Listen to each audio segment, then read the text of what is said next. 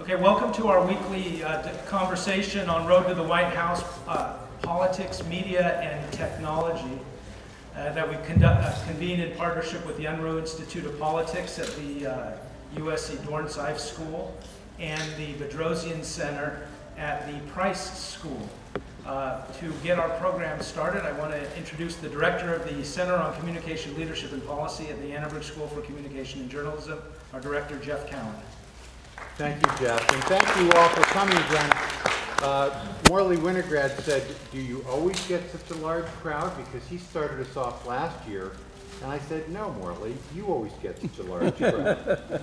And the fact is that the topic which Morley is going to be discussing today is a topic that is not only at the advanced guard of thinking about these issues, but frankly it's one that relates to all of you very directly, and we'll be having a discussion with you later on, starting with comments from Daniel Rothberg, from who's the news editor of the Trojan. But to start us off, I just want to say a couple of words about Morley and Mike. And when I first saw their website and their email, Morley and Mike, I thought it was either a new radio duo, a new comedy show, but of course it's a very serious show. This is their most recent book, Millennial Momentum. And their work is being cited all over the country and the world for its path-breaking nature. Morley, some of you know, has an amazing career, which included being head of the Democratic Party in Michigan at one time. He was the person who was in charge of reinventing government in the period of Al Gore and the Clinton administration. At the time, we wound up with a budget surplus. It now seems like a mirage. We actually had a budget surplus. Morley was one of the people who was responsible for that, because actually in those days we were cutting the size of government. Hard to believe Democrats did that. It's true. Morley it's arithmetic. It was arithmetic. It's true. You look at it, it's absolutely true. Cut the size of government, increase the had a budget surplus, which sadly seems like a piece of history entirely. And then he ran the Center for Communication Technology here at USC, and now he's been doing this really important work with his friend Michael Hais, who was the research director for a group called Frank Magid Associates, and some of you probably remember them because they, or heard of them, they did and do so much important work that helps broadcasters and news media think about how they should present themselves to get audiences and many, many other things. But Mike was the head of research there and maintains a kind of a connection with Magid, but most importantly, he's connected with Morley. So, Mike and Morley, I know you've got kind of a show for us, and it's going to be one that's going to knock your socks off. So thank you for joining us, Morley. Thank you, Jeff. So, in 2007, my good friend Mike and me, wrote a book called Millennial Makeover that forecasted the emergence of a new alignment of American politics based on your generation, based on the millennial generation born 1982, 2003, although we'll give you 81 if you feel you want to get in it. And that prediction of a realignment of American political forces came true in 2008. And then we wrote a book with the election of President Obama. Then we wrote this book, Millennial Momentum, which we finished right after the 2010 Tea Party victory. And it's going to be for sale and signatures after with the... Right, book signing right after this program. Thank you. I get my sponsors here. That's terrific. That book we finished right after the 2010 Tea Party victory. And in it, and it came out last year, we kicked its presence off in the public's mind anyway, right here in September of last year. And that book said that this election year, we were going to have an argument about America's new civic ethos that would be the defining question of the 2012 election. And at the time, people thought we were wrong. They also thought we were wrong in 2008, before Obama got elected. But in 2012, they were sure that this election would be an economic referendum, and a referendum on the economic performance of Obama. And we said no, that actually every 80 years, the American public, because of generational change, and there's 4 cycles of generations, we won't go into all that detail, but it takes 80 years to get through them. And every 80 years, when this particular kind of generation that you millennials represent, a civic generation that cares about the nature of government and what it does, when it begins to assert its power in the electorate, it generates a debate between old folks and young folks about what the purpose and scope of government should be. And to prove to you that, once again, we're right and the rest of the world is wrong, I have some quotes from the convention to share with you. This slide simply says that the reason we have this debate every 80 years, Revolutionary War, Civil War, New Deal, and now today, is because America continues to experiment on the best way to combine individual responsibility and collective action in a democratic form of government. That those are theoretically competing forces. One side says we're a country based upon individual freedom and rugged individualism, even as a phrase, and the other says we are a country that has built itself to the success it has because of the quality of its civic activity, going back to de Tocqueville's first conversation about what he found in America. And those two competing strands, we debate them, but ultimately America is looking for a consensus about them. And the consensus is broken down over the last few years. It breaks down after 80 years of successfully trying one approach. It broke down recently, and that's why we're having the debate we're having. So here's how the two candidates talked about this at the conventions. I'm actually not going to read, you'll be very glad to hear. I am not going to read what they had to say, but you can read some of it, and I just want to point out a couple of things. First of all, Obama talked about this is a really big choice election, right? That's been the whole framework that the president has tried to put on the campaign, that it is a major choice about one of two paths. We would say one of two civic ethos, but he said one of two paths that the country should take going forward. And then, like every other convention acceptance speech, he laid out a bunch of programmatic stuff that nobody paid any attention to, and also said, we insist upon personal responsibility, we celebrate individual initiative, but we also believe in something called citizenship. And that was his way of putting forward the notion that there was both individual responsibility and collective action at the heart of America's political DNA. Now, his competitor, who spoke the week before, also talked about America's civic ethos. And again, I won't read all of it, but Governor Romney said, Americans have a choice, a decision to make, and you need to know more about where I'd lead before you make that choice. Now, political analysts said, aha, he's conceded the strategic framework of the election. Instead of saying it's a referendum about Obama's economic performance, which had been the mantra of the campaign almost from its inception, he comes to his acceptance speech and says, this election is a choice election. Tactically, that is, in fact, a major concession on the part of the Republican Party and its nominee. But listen to how he then talked about, again, he had a whole list of 5 things they're going to do in a programmatic approach, and people paid as much attention to him as they did to Obama. But here is what he said about our collective civic ethos. We're a nation of immigrants. We're the children and grandchildren and great-grandchildren of ones who wanted a better life, the driven ones. America, we all know, has been a story of many becoming one, united to preserve liberty, uniting to build the greatest economy in the world and to save the world from unspeakable darkness. The united America upholds the consolation of rights that were endowed by our Creator and enunciated in our founding documents. So there's a person who's known often for his focus on the economy and the unleashing the energy of individual entrepreneurship, talking also about the collective action and the collective spirit that united America and brought immigrants to its shores. Okay, so there's their way of saying this. Here's how their surrogates said it, because they said it better. These are the Wednesday night speeches of the convention, not the Thursday night speeches of the convention. And the first, the one that everybody seems to remember, is the one by the former president. And he has a 3,000-word text that you can read online. But if you want to hear the 5,000-word version of what was actually delivered, because he spoke very extemporaneously, you have to go to the video. This is from the text. So I hope he said exactly this, but he might not have. He said something similar to this. He said, we Democrats think the country works better with a strong middle class, etc. We think we're all in this together is a better philosophy than you're on your own. So we're all in this together compared to you're on your own is the way he framed the civic ethos debate in ways that he's very, very good at in terms of, you know, making it simple and concrete and easily understood. And then he went on to say, you have to decide what kind of country you want to live in. If you want a you're on your own, winner-take-all society, vote Republican. If you want a country of shared opportunity and shared responsibility, and we're all in it together, vote Democratic. So this was, in many people's opinion, the most persuasive speech of either of the two conventions, and it was about the civic ethos choice in front of us.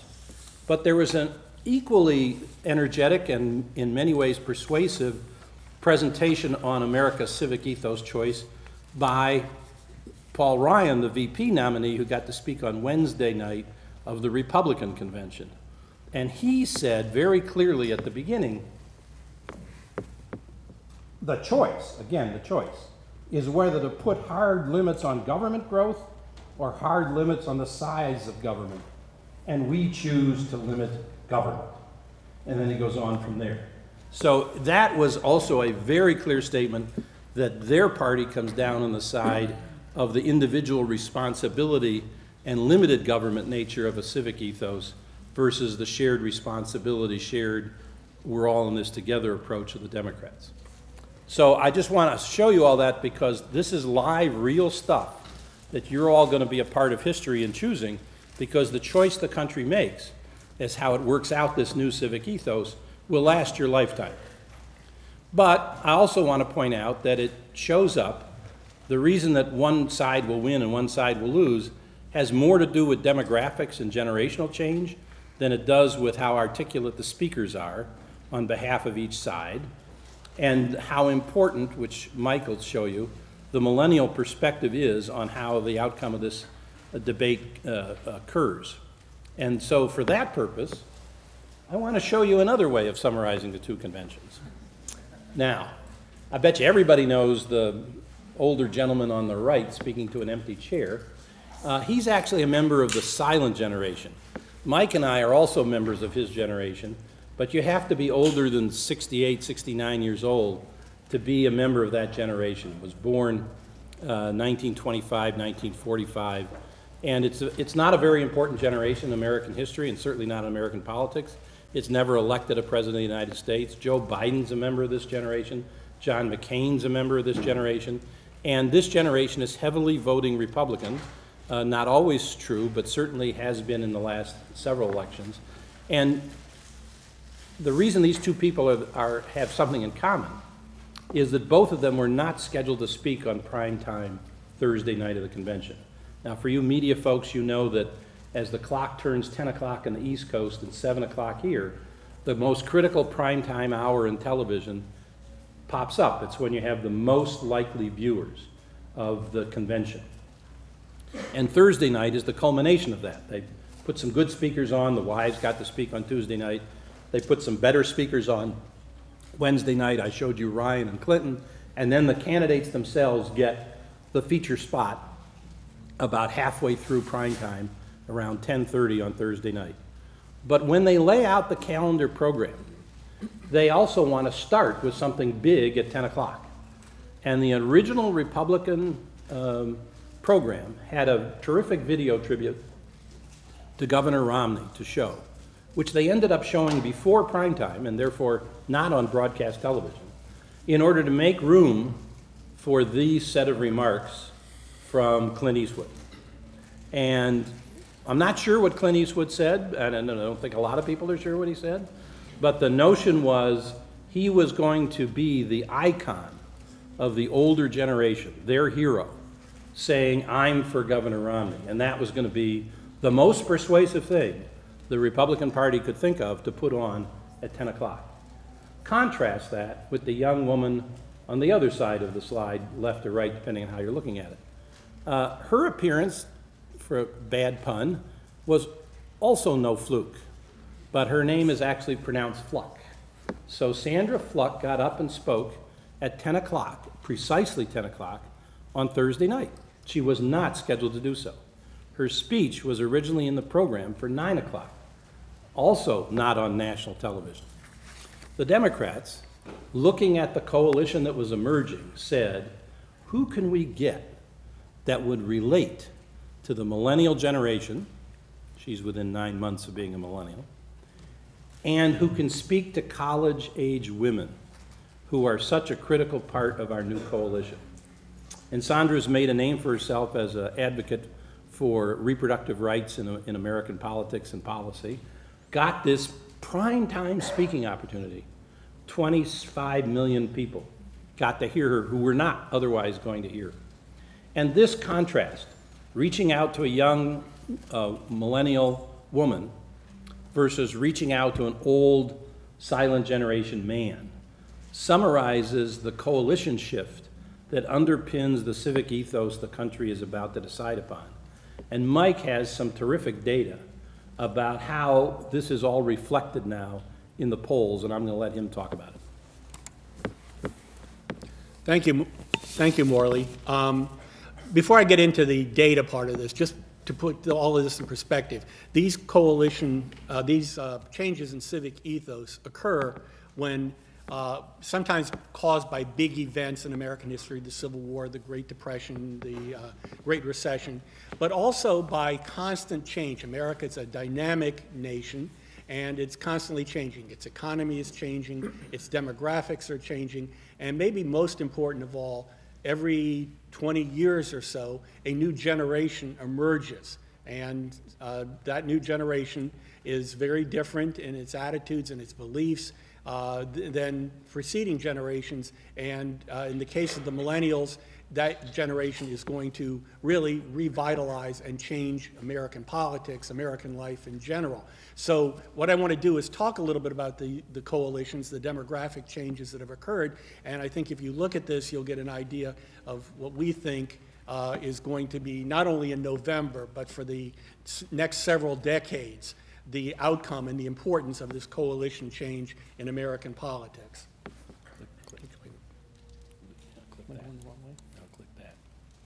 Did you do that? All right, you got it. Okay, so starting at looking at generation, again, these generations, just to give you a perspective on what years we're talking about, as Morley mentioned, the silent generation were people born from 1925 to 1945. The baby boomers were born from 1946 to 1964. Generation X was born from 1965 to 1981, and the millennials 1982 to 2003. The survey data that I'm talking about came from the company that Jeff mentioned that I formerly worked for, Frank and Maggot Associates. It was completed in August of this year, a large national sample of over 3,300 people, which is about 3 times the size of the normal national sample. A lot of detailed information. And what we were able to do is... It's just important to note that it's before the conventions. It's before the infomercials of each party. Right. And what in the survey, what we ask is the standard question on party identification. Are you a Democrat, a Republican, or an independent? Do you lean to one party or the other, and find out what it is? All the people that say they are Democrats or lean to the Democrats are represented in the blue bar, and all the people that say they are Republican or lean to the Republicans are represented in the red bar. We then looked at that by generation, and you can see, if you add up the figures, that the 2 youngest generations, Generation X and the Millennial generation, a majority of Democrats, 57%, come out of those 2 young generations. On the other hand, a majority of Republicans and Republican leaners, 53%, come out of the 2 oldest generations. Now, you know, what that means for the future is not only that the Democrats and the Democratic coalition is stronger among younger people, but presumably as time goes on, once people have voted a couple of times for a particular party, their party identification stays stable for the rest of their lives. And so we're talking about the emerging generations, and particularly the millennial generation, which are going to become a bigger and bigger part of American politics, of the American population. This year, about 24% of voting-age adults in America are millennials. By the end of this decade, that will go up to 36%. And on the other hand, many of the silents will have departed the scene by that time. And so and boomers will become the senior citizens of the next era.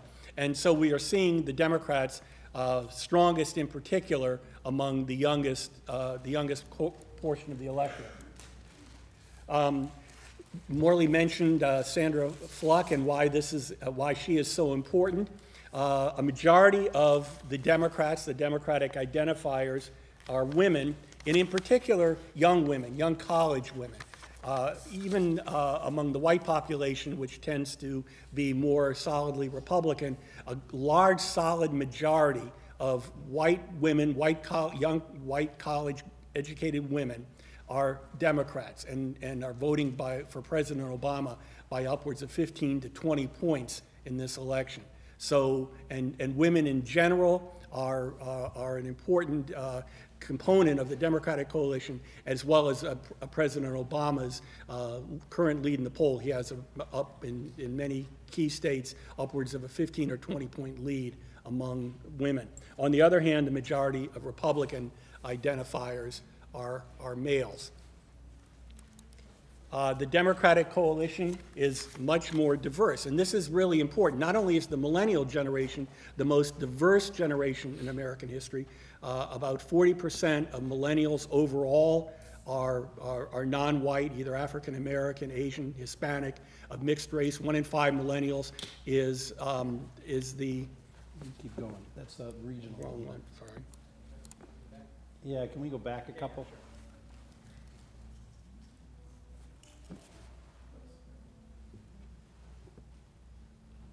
There we go. That's the one. Okay, sorry about that. Of millennials, again, 40% are non-white. About 1 in 5 has an immigrant parent. And the youngest portion of the millennial generation, the portion that is really not adult yet, actually a majority are non-white.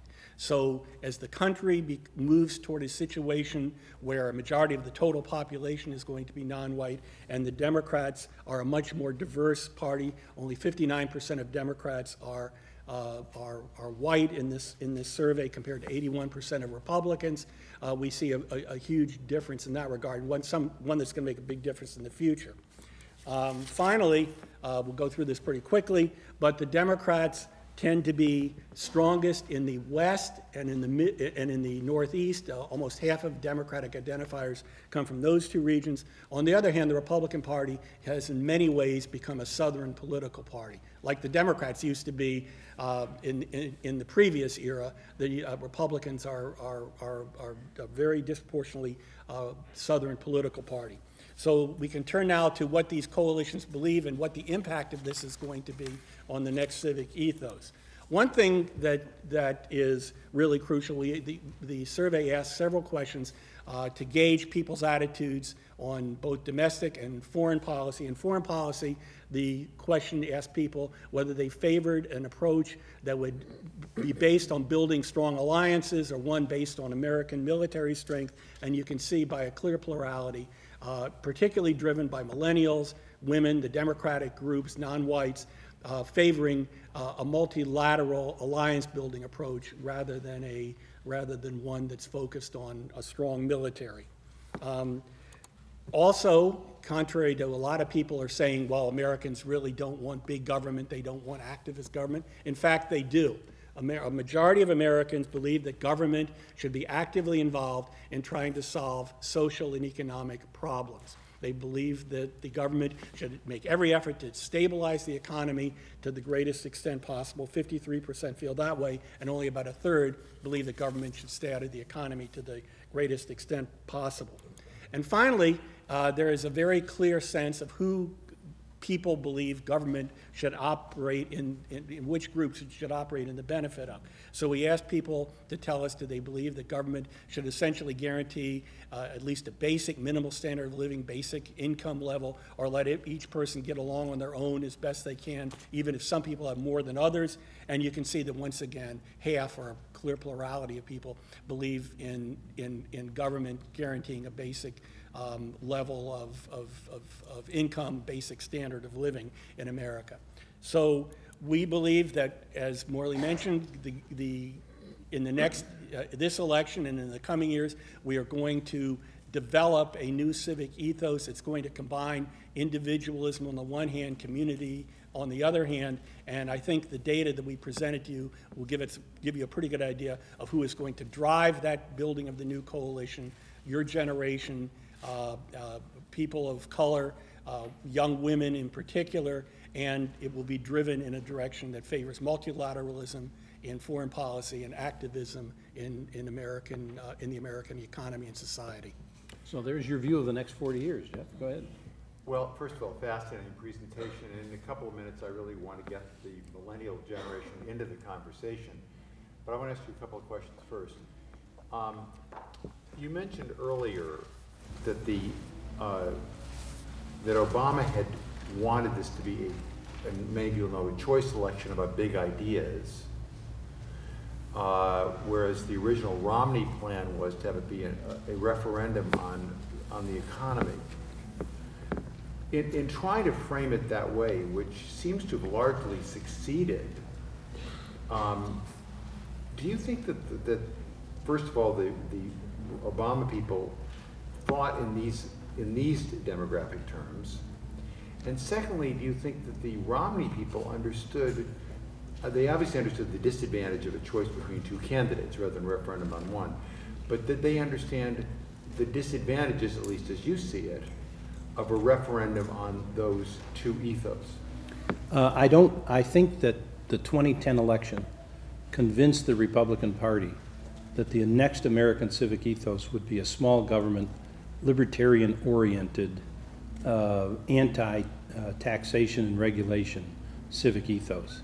It's a fundamental misreading of American politics to base your future on turnout distortions that occur in congressional elections. All the political science realignment theory, which hopefully some of you taking political science will read about, never talks about congressional elections as defining America's overall civic ethos, because the turnout is so much lower and so skewed to the people most likely to vote, usually the most well off.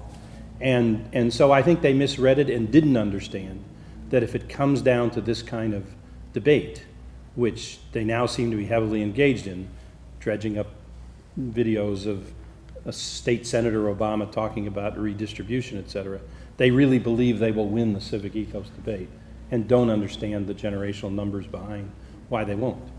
I agree with Morley on that, but I don't know for sure whether the Obama campaign recognized it, but I think they seem to be pretty smart about these things, and my guess is they understood where their support was going to be and how the American demography is changing, and they would try to take advantage of those changes. But I don't know that the politicians are the only people who kind of missed it. There have been a lot of pundits who are, and still talking about to this day, well, when unemployment reaches over 8% and it doesn't seem to be going down, how can a president be reelected? Well, and on the other hand, a rather thoughtful conservative Republican senator from South Carolina, Lindsey Graham, is saying, you know, if we lose this election with those economic metrics, then maybe we should look at the demographics. He actually phrased it, maybe we should think that we're running out of angry white men. And so I think there has been change in American life, and I think pundits have been slow to recognize it, politicians have been slow to recognize it, but I think particularly if this election goes the way the polling suggests it's going to go so far, that people will take a new look at the demographic changes that are occurring and the impact that they are having. I just want to ask a couple of more questions. One, we talked for a minute before we started that earlier in the year, and a lot of you are political junkies, and so you follow this stuff closely.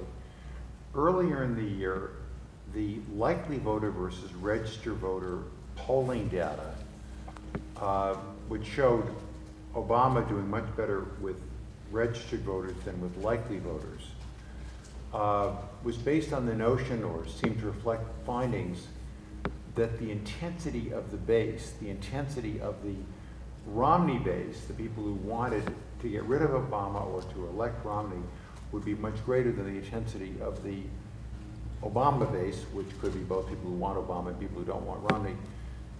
You say that switched. Could you talk about that a bit? Yeah, I'll start. There has been, certainly since the conventions, and the results of the two conventions where the Democratic convention seemed to be a lot more successful in enthusing the base of the Democratic Party than the Republican convention was in enthusing that base. The conventions, I think, made a difference in that regard, but also I think, in fact, economic news is getting better. The public is beginning to believe, even though a majority of people still feel we're off on the wrong track, the number who feel we are going in the right direction has increased by, over the course of the year, by about 10 or 15 points, so 20 points. So there has been an improvement in people's attitudes. Most of the changes have been among Democrats. And now we've reached a point where essentially both party, the people who identify with both parties are about even in their degree of enthusiasm, their degree of interest in the election. And at least for some groups, millennials among them, actually the millennials who are likely voters are more likely to be voting for Obama than the millennials who are just registered voters. So somehow what has happened is that the course of the election, the course of the campaign, has actually enthused enough Democrats that it appears, at least in key groups, that likely voters are, likely Democratic voters, are more enthused than people from those similar groups are to vote for their candidate. And one last question. Can I do one more data point on enthusiasm? It's an off-topic data point, but it's potentially of interest. On the Tuesday night of the Republican convention, with Ann Romney speaking and others, amongst the 18 to 49-year-old demographic, which is, of course, what television cares about, and which encompasses all millennials and Xers, a few young boomers in there, but mostly millennials and Xers.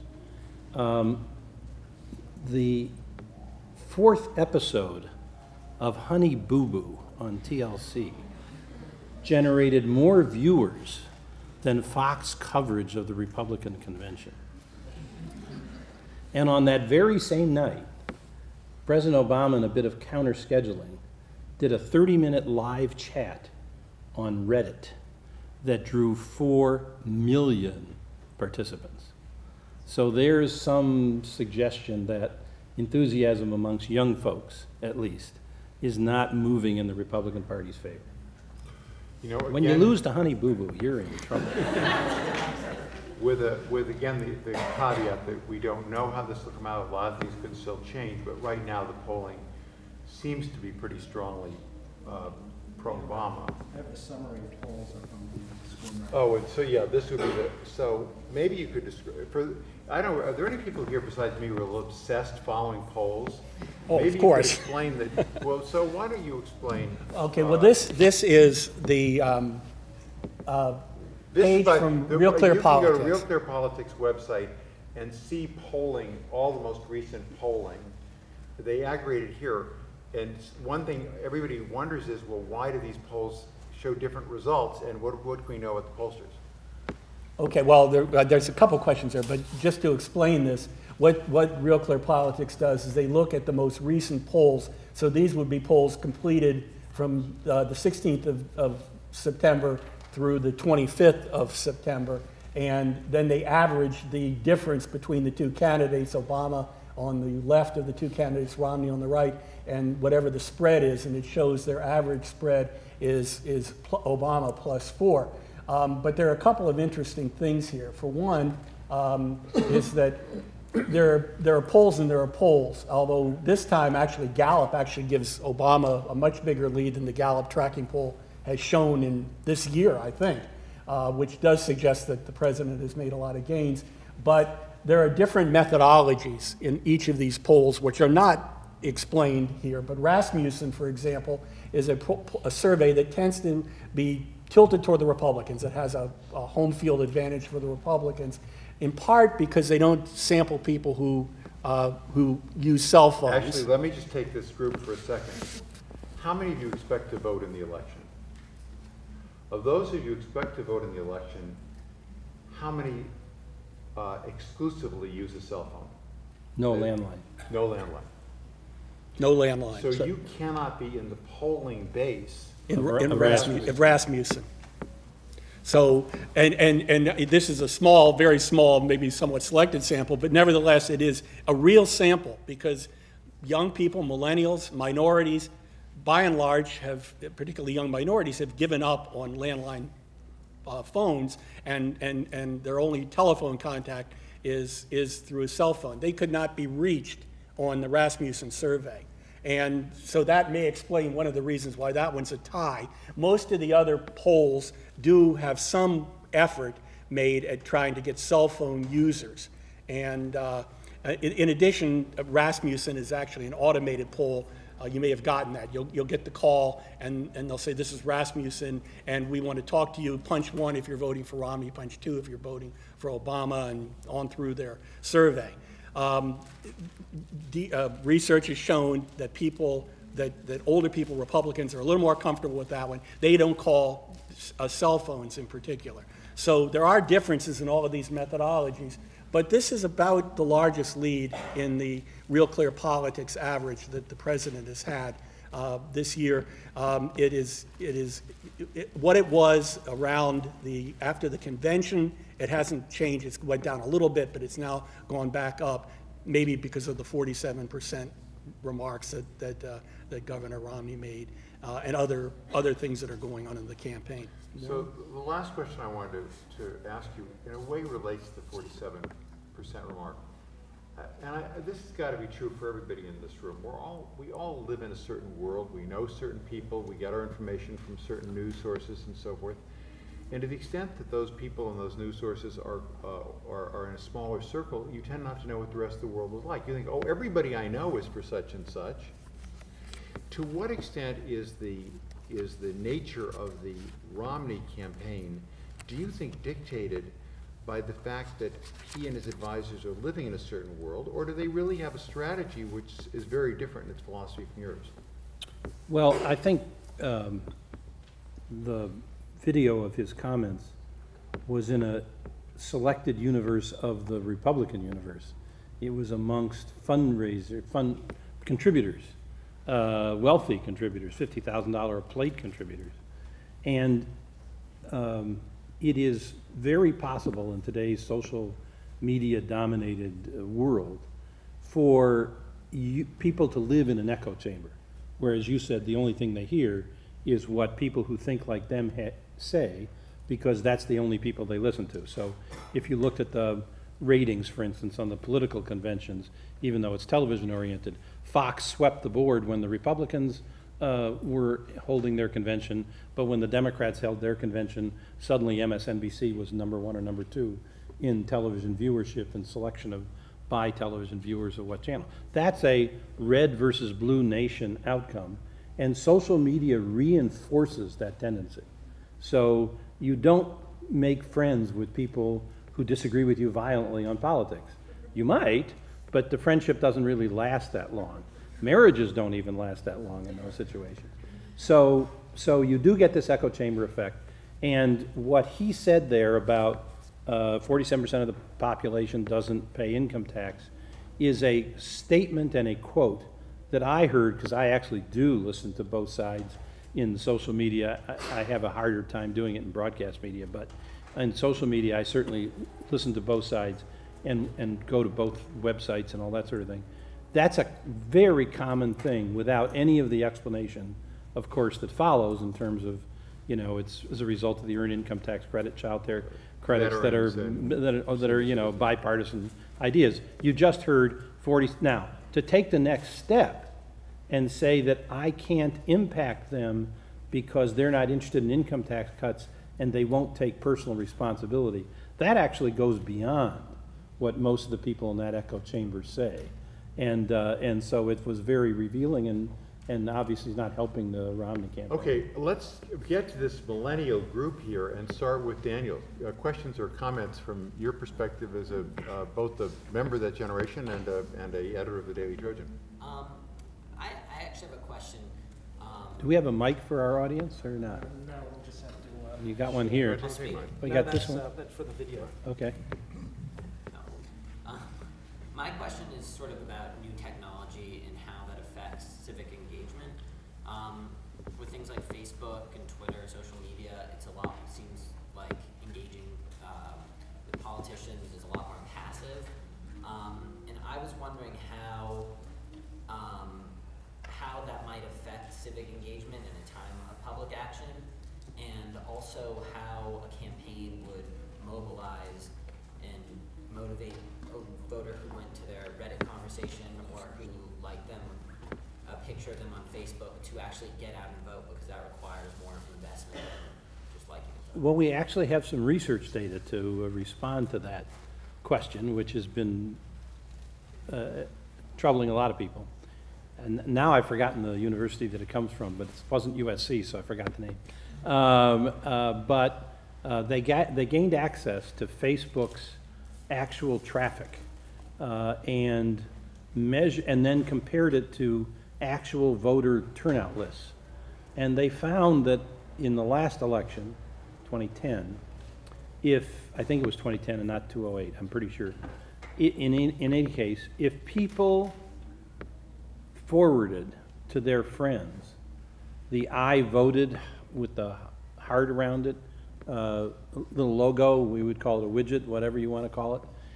If they sent that to their friends, they had a measurable impact on voter turnout, because not if they sent it to anybody, but if they sent it with their picture to their friends, the social pressure of I voted spread across Facebook caused I think about a 3% increase in the likelihood and actuality of the people getting that message on Facebook turning out to vote.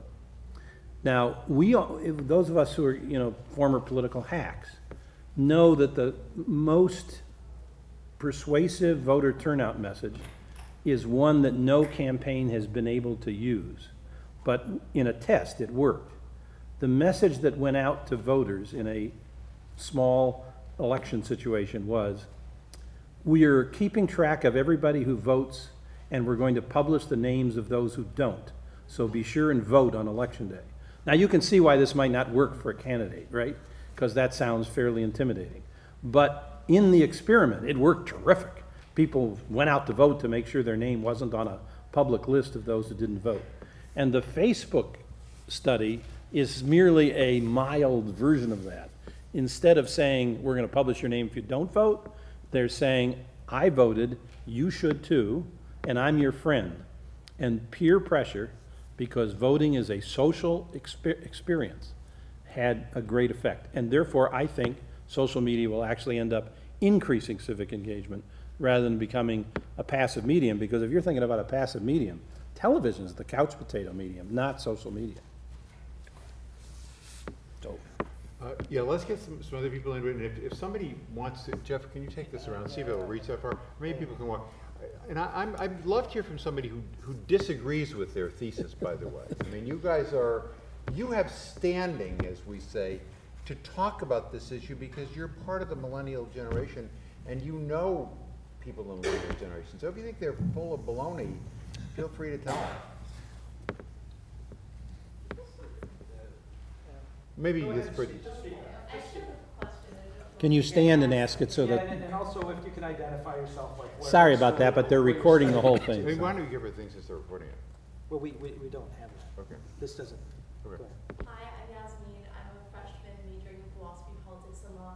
I don't know if you wanted a response to that question in particular. I actually had another question. So if you wanted... No, new question. Okay, well, just in regards to the data you showed about how the millennial generation is leaning either left or right, I was wondering, just given like we live in a digital age, information is so widespread and easy to get, do you think that people in my generation, just coming generations, are going to feel that they need to stick to the molds of Democrat or Republican?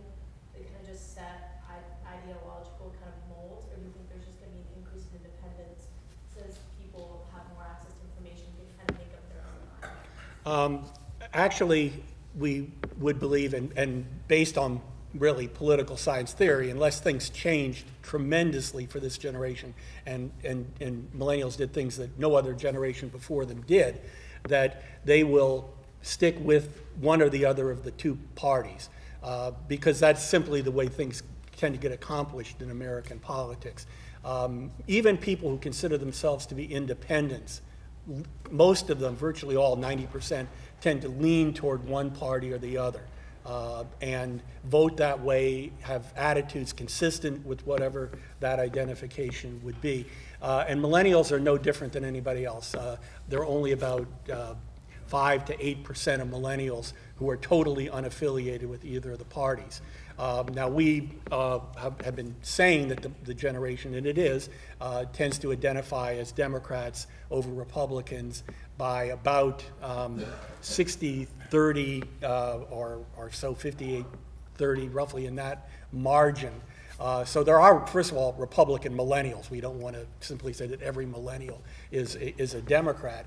But nevertheless, once these attitudes do get into effect, once people are voting for 2, maybe 3 election cycles, and they vote the same way, then party identification allows people to really filter the world of politics. And they see the world through Republican eyes or Democratic eyes, and it helps them to understand and analyze the world around them. So I guess I would certainly say we would expect that millennials, like the generations before them, will have distinctive partisan preferences. Whether there is going to be a new political party is another whole issue. They're pretty hard to get started, obviously, and since the Republican Party back in the 1850s, none of them have been successful for any long term. Let's get more people into it. And by the way, again, feel free to make a statement or challenge what's being said in the back. Hi, my name is Partisan. I'm a sophomore majoring in political science. My question Good choice. There's an old saying that says, if you're not a Democrat when you're young, you have no heart. If you're not a Republican when you're old, you have no brain. I guess it kind of like, it shows that there's been a Senate for a long time, and younger voters vote Democratic. And similarly, I think since 1980 with Reagan, the women have sided more with Democrats. So I guess I'm wondering, by the trends you point out, aren't just the status quo? Sure. Why they won't correct themselves? So, yeah, the saying's actually wrong. It's very common, but it's one of those pieces of conventional wisdom that turns out to have no truth behind it. And all the social science research says the following instead. Between the ages of 17 and 25, almost everyone in that, what's called by psychologists, age of maturation, come to a conclusion about how the world works. And I'm not talking about, simple choices, but rather fundamental questions. One example, people are successful in life through luck, or people who work hard in life are the ones who succeed. You come down on one side or the other of that question about the time you reach your mid-20s, or maybe a little later into your 20s. And what you do is you come to a place like this, you take what your parents taught you, you take what you experienced in the world, you take what your peers think, and you reach those kinds of paradigmatic decisions. And they don't change in social science research for the rest of your life. And I'm sorry to tell you that. Our example that we always use is the 2004 election. There were only 2 generations who voted for John Kerry in 2004. The first early sliver of millennials, who, the very first ones who turned 18 and were able to vote in 2004, voted for John Kerry. The other generation that voted for John Kerry was the GI generation, born 1901 to 1925, whose political allegiance was determined by their loyalty to FDR in the Great Depression, when they voted like 80%, greater than millennials did for Obama, 80% for FDR as far as anybody can tell or measure. And at age 85 and 90, which is what they were in 2004, they were still voting Democratic. And that's pretty much how it works out, because while Mike didn't say anything about the partisan ID in response to the question over here, partisan identification is one of those things that happens during the age of maturation. And when somebody votes the same way 2 or 3 times in their 20s, that's it. You can peel them away for an occasional candidate or campaign, but the noise of not the dissonance of a contrary point of view is so filtered out by most people's political identification, they never even hear the contrasting argument for much of their life. Let me get somebody on this side of the... Could I just respond one other thing to this young man's question, then I'll get yours. Also, the belief that somehow young people are always Democrats or liberals or radicals or something of that sort, and older, and they become old as they age is really not true. You mentioned the Reagan years. Actually, young people in that era who were members of the generation we showed you, Generation X, actually, when they were coming of age, were big Ronald Reagan supporters. And at a very personal level, Representative Paul Ryan, is an example of that. He became a loyal Republican, read Ayn Rand at that particular point in his life, and is going to be, I assume, a conservative Republican for the rest of his life. And there were many people like him in that generation, in that particular group of Generation X, who are the young guns of the conservative movement of the Republican Party. Ryan, Cantor, and McCarthy, they wrote a book called Young Guns. It's a Generation X political polemic. We go to this side. Let me just point out, in case you've noticed it, for those of you who are planning to stay past 1 o'clock, particularly because you want to get signed books, there's going to be more food up there. I have a question about the convention speeches. Some group, and I'm sorry I don't know the name of the group, rated Michelle Obama's speech at 12th grade level and Anne Romney's speech at 8th grade level. So in relation to your analysis you put forth today and the demographics, what's your take on that? Why would Michelle Obama present her speech at 12th grade level, and why would Anne Romney, if it's accurate, at 8th grade level? So, and what does that mean in relation to your demographics? So I didn't see that, and I know how people take vocabulary and rhetoric and try and equate it to the level of reading people would need in order to understand it. And of course, most people will tell you to dumb it down. If you want to make an impression, get down to the 8th grade level of communication. But I don't know about those speeches. I will say what I said publicly, however. I thought Anne Romney's speech was junior league material, and that Michelle Obama's speech was major league material. And the difference is that Anne Romney sounded like she was running for president of a sorority, and Michelle Obama sounded like she was trying to convince people about the importance of her husband still being president. And that may be because of the rhetoric involved, but there was this huge difference. And there was nothing wrong with Anne Romney's speech, but it just wasn't at the level of professionalism for a political campaign that most people would expect. I don't expect it from First Ladies. I was blown away by Michelle's speech because I've heard her speak once or twice before, but I don't think she's ever given a better speech. And in Anne Romney's defense on that, I don't think she is terribly experienced at this sort of thing. I mean, I think this was a bit out of her comfort zone, and so to give her credit for that, she did a good job for somebody who probably, I can't imagine, has ever spoken before an audience that size and of that importance. And I think within that context, she probably did a pretty. We probably only have time for about 2 more comments or questions, and I would particularly urge people who disagree with these guys or want to present It's a hard. Republican perspective. It's very here. difficult amongst millennials to go against the consensus. Yeah. Hi, I'm Geoffrey Cowan, proud conservative Republican. Okay, Good. there you are. Okay. I'm a freshman studying business administration at the Marshall School, and I was wondering if you could please switch back to the slides where they were talking about the questions that were being posed, such as those regarding issues in foreign policy and government involvement in the economy. The last 3 or 4 slides.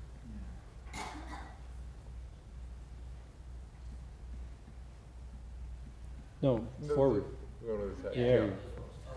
I wanted to particularly ask about the framing of these questions, because it's basically saying that if you believe that the best way to protect national security is through building strong alliances with other nations, you are citing blue, you're citing Democrat, as opposed to the best way to protect national security is by solely relying on military strength. When I was involved in politics in high school, what we did is we created a party choice test, and I made sure to make it balanced, but I know perfectly well that the way you frame a question, the way you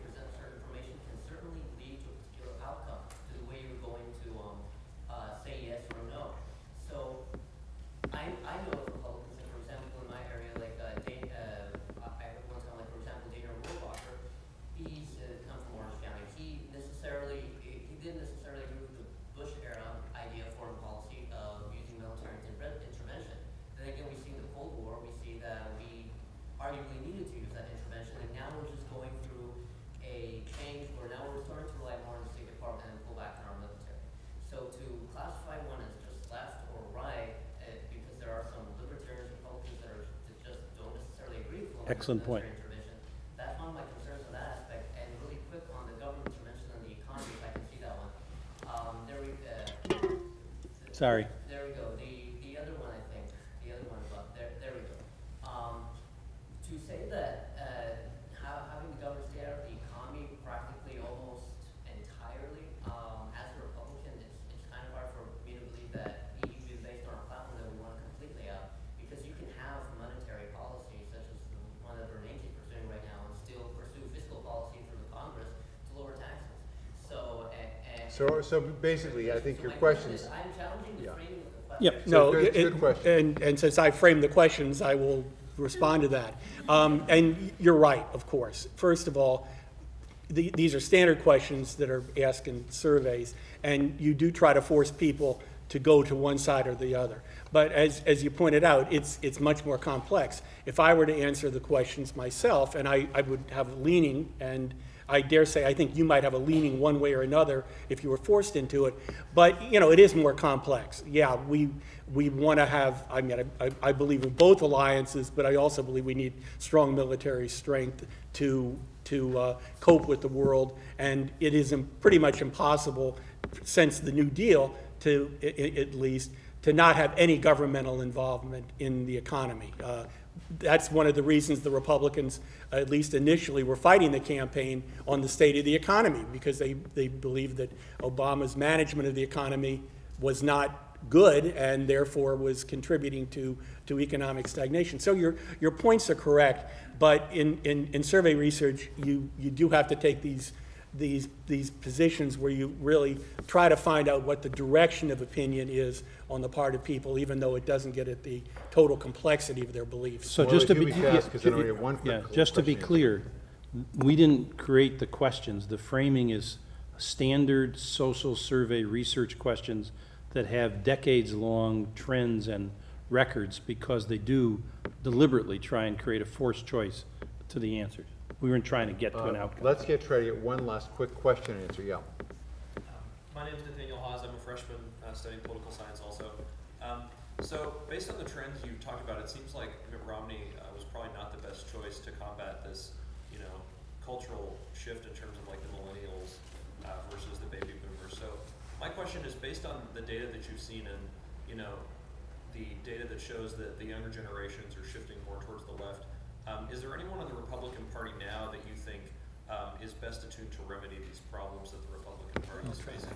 Good. Yeah, I think that is really one of the difficulties the Republicans are facing as a political party right now, is that they have a collection of beliefs on a variety of issues, economics to some degree, but social issues even more so, that don't necessarily reflect the way the attitudes of the country are changing. And the Democrats had the same issue back in the 1960s, long before a lot of you were born. If the Republicans could have given a very similar speech about how the Democrats were in dire shape at that point. So I'm not sure who that would have been. Of the people who ran for the Republican nomination, the one who probably would have reflected these beliefs the best, and I'm not sure he would have, maybe been John Huntsman. For that, of the choices that were certainly available. John Huntsman's daughters. Yeah, or John McCain's daughter would have reflected these beliefs in a changing that are the changing in American society right now. But I think the Republican Party, if the election goes the way the polling suggests, is going to have to fight this fight and try to figure out how to cope with these changes. And there are some other possibilities for them. Ron Paul certainly generated a following among some young people, more Gen X than Millennial, but to some degree Millennial. And his libertarian attitudes on some social issues and on foreign policy might be okay. Libertarianism is a tough sell to the American public because it ignores the civic component, the citizenship or collective action component of Americans' political DNA.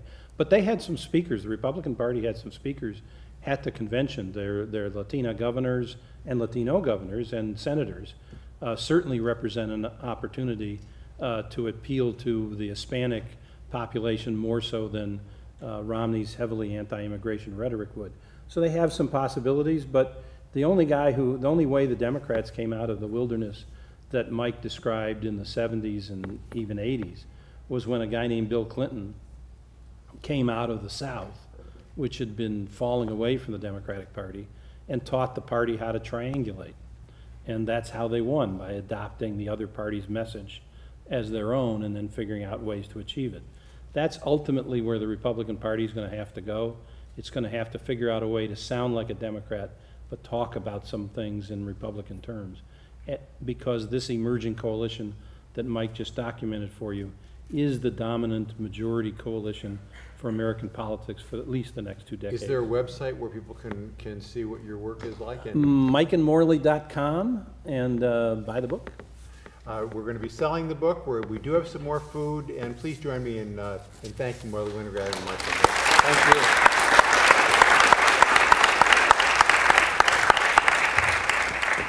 For those of you who didn't get a sandwich, there are extra sandwiches in the back now.